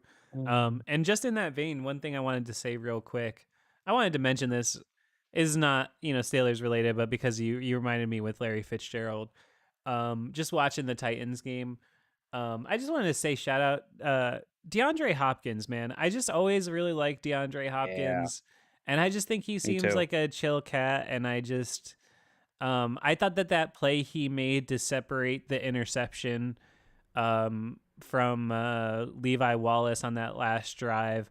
I thought that was really spectacular, and I just wanted to give him some props. I originally wrote a couple more lines about that, but it didn't make the show just because of timing. But I just really like DeAndre Hopkins, and I like that he's still out there balling, and I like that Joey Porter Jr. shut him down. That was impressive, and I loved hearing the story Good about it. catches. Yep, and I loved hearing the story about it in the locker room after the game. But yeah, I don't know, just something I wanted to give a shout out. He's always been somebody that was like one of my favorite non-Steelers in the league, and just think very highly of him. That's all. No, listen, we all love Nuke. I don't think I've ever heard a single person say anything bad about Nuke that wasn't a hotel room worker. You know what I'm saying? And I mean, actually, that sounds darker than I intended. Yeah, he like Yeah. trashed a hotel room like Oh on yeah, draft I was night. gonna say yeah. Okay, I Yeah, it didn't know wasn't what I wasn't a didn't know what Kobe you were referring situation. to. Okay, yeah, yeah. Yeah, it wasn't a Kobe situation. Anyway, that's neither here nor there. Um, but I love Nuke, man. The guy's such a good player, and I was so like I wasn't pissed, but I was just shaking my head whenever he signed with the Titans because like I like the Titans. I love any team that's kind of a run-heavy defensive football team. It's always just fun to see throwbacks and whatnot. But how the holy fuck did you not sign with the Chiefs, man? You're I telling me that know. DeAndre Hopkins and Patrick Mahomes don't win, like they're not firmly entrenched as the one seed, and they're probably undefeated right now if I Nuke know. had signed there. And now he's like, I'm going to go to Tennessee and play with Tannehill and Malik Willis. Like, come on. He has Stockholm syndrome. No, I hear that, but I also think that the Chiefs have shown they just don't want to spend on wide receivers. I mean, I couldn't believe they didn't Listen, hang take on. a budget deal and win a Super Bowl. I couldn't believe they didn't hang on to Juju after last year, to be honest. He had like 80 catches last year. I mean, he made the game winning play in the Super Bowl. I don't know. It's just they don't want to spend on receivers. And, I get it. You're late in your career. I mean, he's been in the league now, I think he was a rookie in 13. It's a long career for a receiver. Get your money while you can. Yeah, he can't really get separation anymore. The Juju, that's Titans, kind of his the Titans problem. just have the Titans. Just for me, my biggest problem with them, I think Vrabel is going to probably get fired. I just think they've become a little tired, Possible. and just as an organization, they just I don't know the Titans. The whole image of it, the uniforms, it just feels so bland and tired, and I don't know. I just something about them for me doesn't click. I don't know. I don't get it. What are the Titans? Like what is a Titan? I know what a Titan is, but I don't know. I just kind of don't get that whole team. Isn't their fucking like mascot like a wolf or something too? Like it's not very clearly not a Titan. Oh, it's not. I assumed it was just like a big guy with like a sword or something. No, that's the thing. It's like Oh, some oh, like you're animal, right. which I You're think was right. Yeah, I think you're it's like right. a raccoon or something. A raccoon? I No don't know. way. Is he a raccoon? That It's would be cool. look it up. Look up the Titans mascot. I can't actually remember anymore, but like it's something like that. It's some Oh like my god, miscellaneous he is a animal. raccoon. Yeah. What the fuck? Why Yeah, is he a raccoon? His name is I have T-Rack. no idea. Are you kidding He's not me? even a terrible mascot, but like, why the fuck is it not like some warrior with a sword or something? Wait, he's a raccoon? Do Yeah, they yeah, I wasn't kidding. do they have raccoons and I mean they have raccoons everywhere. What why is he It's the state animal. Oh my god. What? I didn't say it was a good reason. I just said that's the reason. Oh my god, I'm so happy to know this. T-Rack. He's hanging out with Ryan Tannehill and Will Levis and all right, man. All right. That just Or proves Ryan my point. Tannehill. Go back to being the fucking Oilers. Are you kidding me? Um did you like Oilers the actually line? aren't a bad name. Did you like the line I put in by the way when I was like the Tennessee Oilers enter the warm Uh, embrace of the fossil fueled like heated business zone or whatever? Oh Yeah, I man. did. I love when you call them the Tennessee Oilers because they are. That's what They they are. they were for 1 year. I love abnormalities like that Yeah. when like it's like oh the Titans were like actually the Tennessee Oilers for 1 minute or like they were the Baltimore Browns for like a day and a half or whatever the fuck. I love things like that. Or Um, I would have loved for the what is it for the Titans to have kept. Oh shit, I lost my train of thought. God damn it. That's twice To now have in this kept the fucking podcast that's Oilers. happened. Yeah, I would have liked to have them the kept the Oilers name. I think that's a cool name. It's a little bit better than the Titans. Titans was very bland. Oh, yeah, now I Yeah. remember. And it's like I actually didn't mind the Washington football team being their name. Felt like a soccer club to me. Oh yeah, no, I've said that on the show before. I loved Washington football team way better than Commanders. Ugh, Yeah. gross. Hate it. Still hasn't been copyrighted. Is that right? Yeah, the Washington Commanders have still not been copyrighted.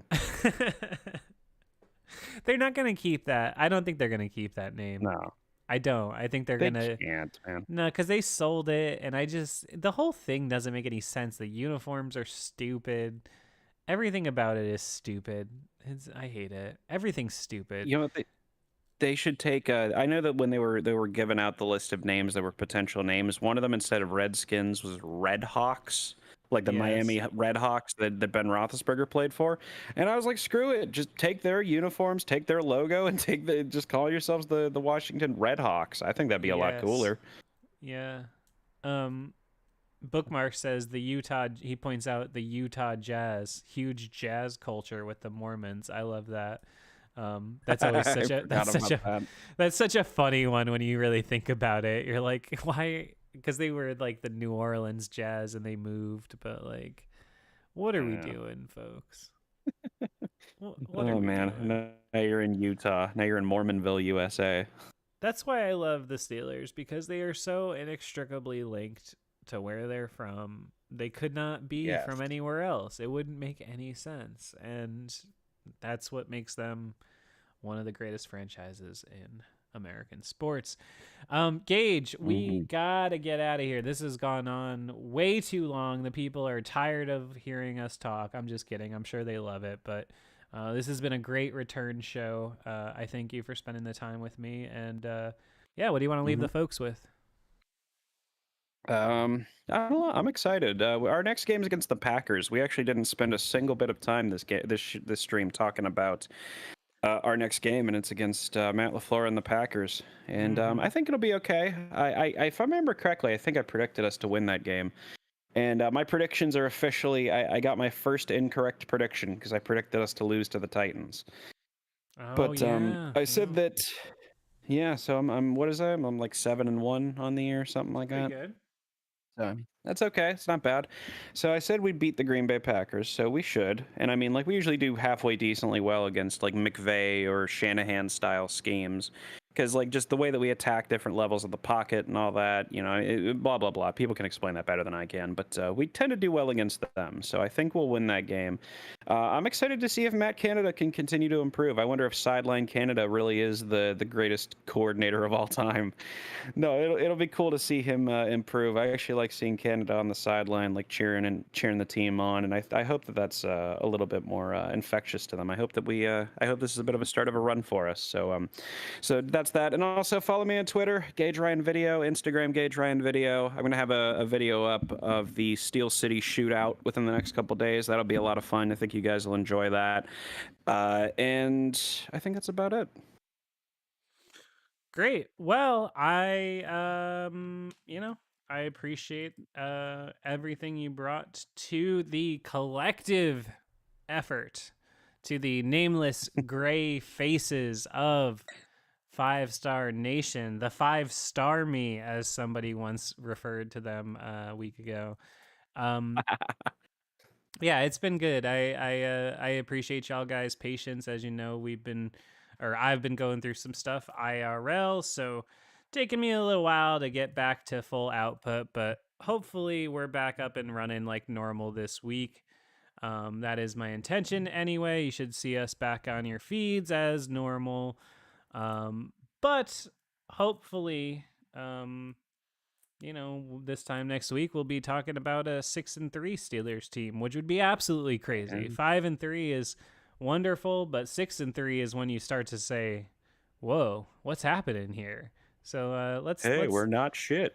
Yeah, let's see. You get 3 games above 500. Suddenly, it's starting to happen for you. So let's see how that goes. I'm gonna make an early week prediction and say I think it's gonna be good. I think it's gonna be good. I think they're gonna do well. So I will probably see you guys in a couple days on an episode with Steel Flyers, and I'll see you after that on the show, and blah, blah, blah, blah, blah. Anyway, love you guys. You're the best. Appreciate your ears for the last 2 hours. Catch you next time. Bye. Peace out.